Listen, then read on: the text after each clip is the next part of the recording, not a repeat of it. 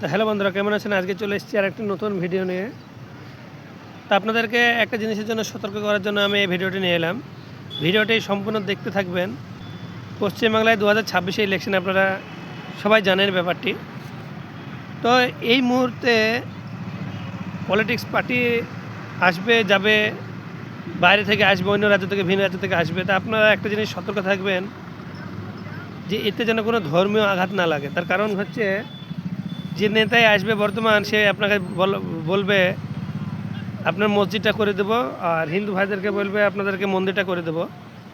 তো যে নেতাই আসবে আপনাদের লোকালে, যেখানে আসুক, আপনারা একটা জিনিসই প্রশ্ন করবেন, আমাদের স্কুল কলেজ প্রয়োজন। সে নেতা আপনার কাছে কিন্তু আর কথা বলবে না। তার কারণ কোনো নেতাই চাইবে না যে আপনি শিক্ষিত হন, আপনার ভবিষ্যৎ ছেলেপিলের ভালো হোক, ভালো হসপিটাল হোক। দেখুন বাংলার যে পরিস্থিতি, ভিন রাজ্যে মানুষকে কাজে যেতে হয়, আর একটা যেটা, ভিন রাজ্যে মানুষকে চিকিৎসা করাতে যেতে হয়। এটা আমরা সবাই জানি আর সবাই আমরা বুঝি। তো এখন ভিন রাজ্য থেকে মানুষ আসবে যাবে, আপনার মসজিদ করে দেবে, আপনার মন্দির করে দেবে, কিন্তু আপনাকে বলছে না যে কেউ যে আপনার স্কুল কলেজটা করে দেবো, আপনার ছেলেপিলের হসপিটালের চিকিৎসার ব্যবস্থাটা করে দেবো, আপনার এই বাংলাতেই করে দেবো ভালো হসপিটাল কলেজ। আপনাকে বাইরে ভিন রাজ্যে আর চিকিৎসা করাতে যেতে হবে না, ভিন রাজ্যে আপনাকে কাজ করতে যেতে হবে না। এরকম কথা কিন্তু নেতারা বলছে না, বুঝতে পারছেন? তো আপনারা নিজেই বিদ্যমান, আপনারা নিজেই ভালো বোঝেন।